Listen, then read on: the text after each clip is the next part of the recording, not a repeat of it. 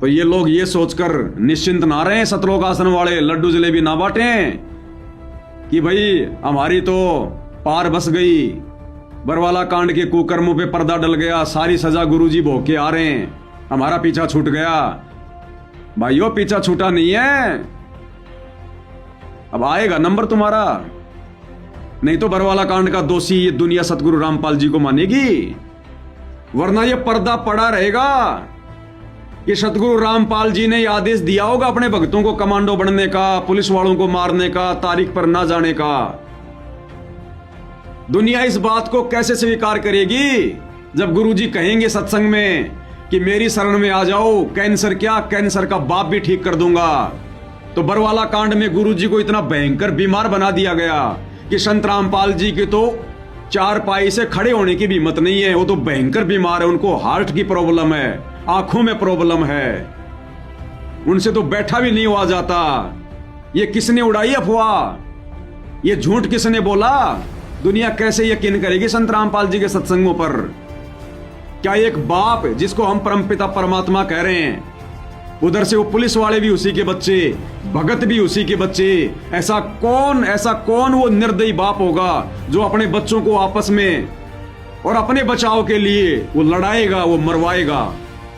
अगर बरवाला कांड के रहस्य से पर्दा नहीं उठा, अगर इन दोषियों को सजा नहीं मिली, जो दोषी सतगुरु रामपाल जी का परिवार है, ये कोऑर्डिनेटर हैं, राष्ट्रीय समाज सेवा समिति है, आने वाले दिनों में कोई भक्ति नहीं करेगा संत रामपाल जी की। इन तमाम रहस्यों से पर्दा उठेगा। आश्रम वालों इस बहम में न रहना कि बस गुरुजी ने सजा भोग ली, कोर्ट ने माफ कर दिया, बात आई गई हुई। अरे यहाँ की सरकारें, यहाँ की कोर्टें, यहाँ का जज लाख बार माफ कर दे, यहाँ का सारा काम तो सबूतों पे चलता है। जिसके पक्ष में सबूत है वो झूठा आदमी भी सही है।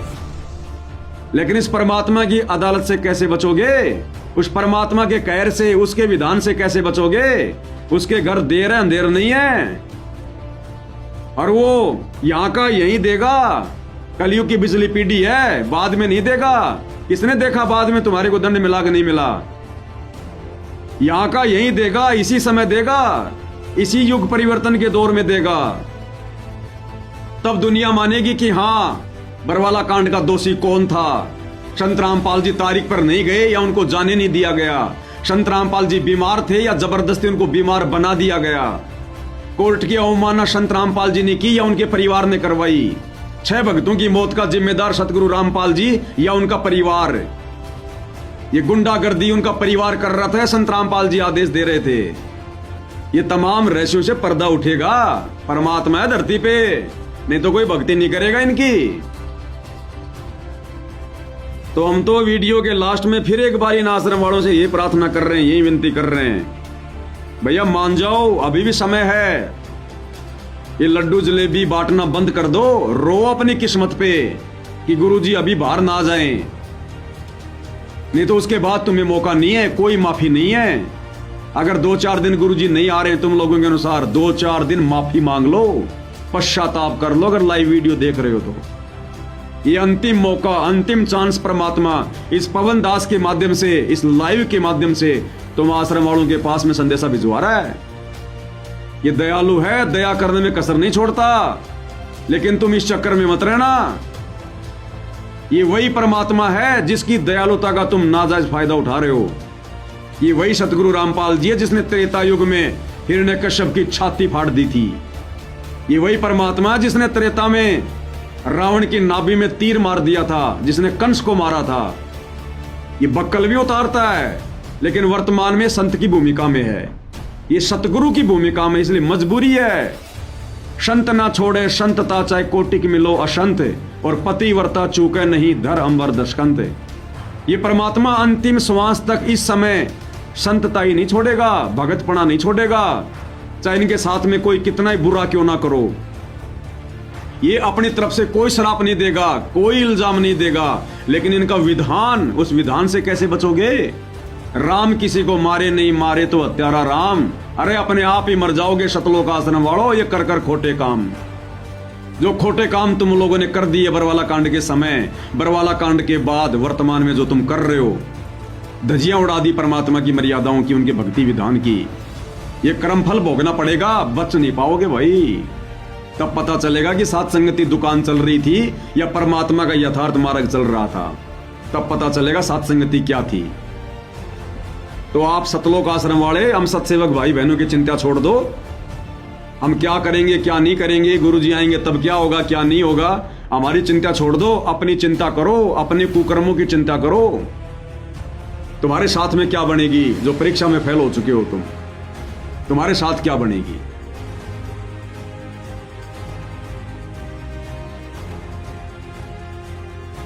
हमारे साथ जो आश्रम के प्रवक्ता राज कपूर हैं, उनसे जानेंगे।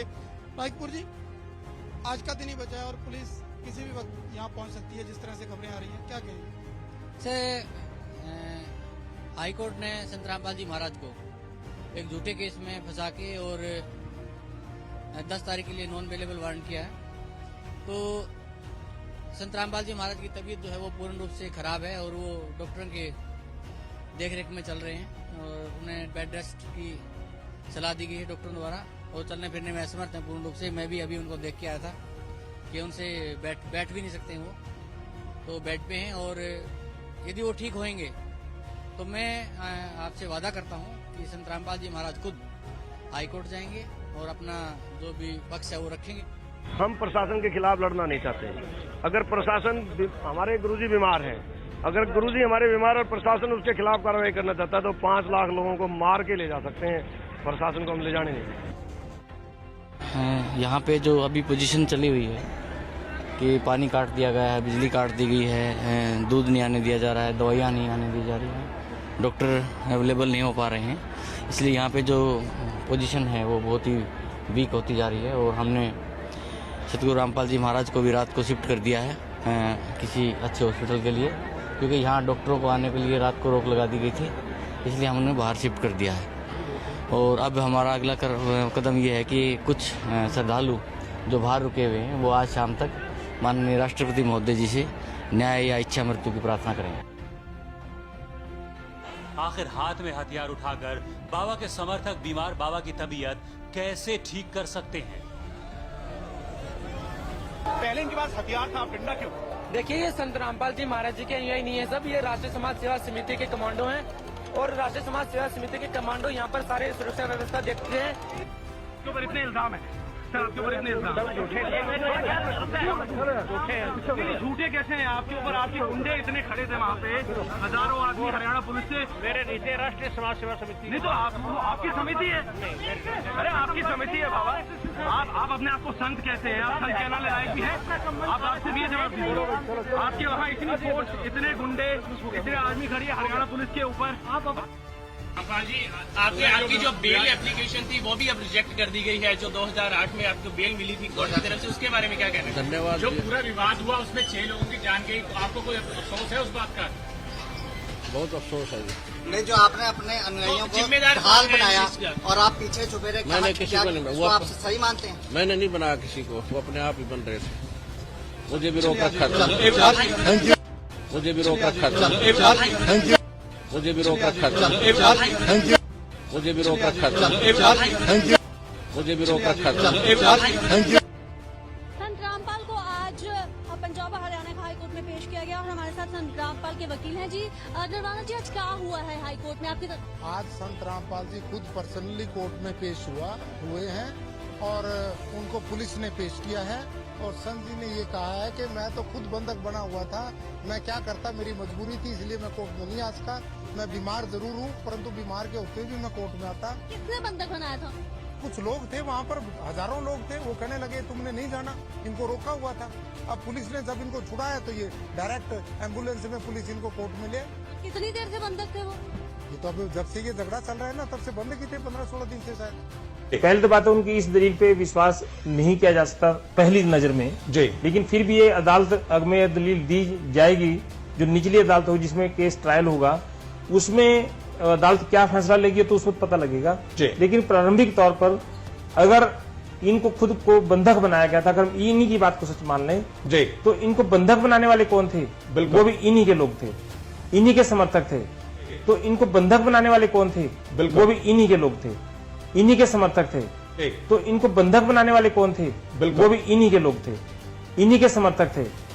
रामपाल जी महाराज के खिलाफ प्रशासन ने यदि कानून के आड़ लेके न्यायालय का भय दिखा के यदि कोई उन्हें फंसाने का प्रयास किया, उन्हें गिरफ्तार करने का बीमारी की हालत में प्रयास किया, तो हम अपनी जान देकर उसका विरोध करेंगे।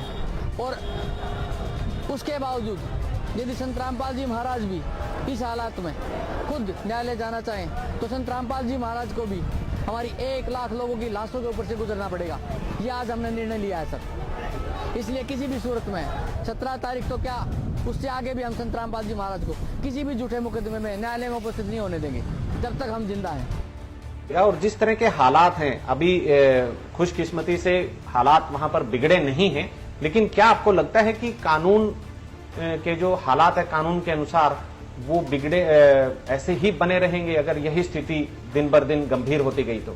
जिस प्रकार से ये प्रवक्ता जो हैं संत राज कपूर जी बोल रहे हैं जी और धमकी दे रहे हैं कि भाई हम ना जाने देंगे और ना वहाँ कोई पुलिस को आने देंगे, ना अदालत में पेश होंगे, अदालत बेची जाती है, खरीदी जाती है, इससे मुझे लगता है कि वहाँ हर हालत में क्लैश होगा और बेगुनाह आदमियों को वहाँ मरवाया जाएगा। पुलिस वाले इंजर्ड होंगे, बेगुनाह आदमी, बच्चे, औरतें इंजर्ड होंगे। लेकिन तो संत रामपाल जी को इस बारे में सोचना चाहिए। वो संत हैं, हिंसा के ठेकेदार नहीं हैं।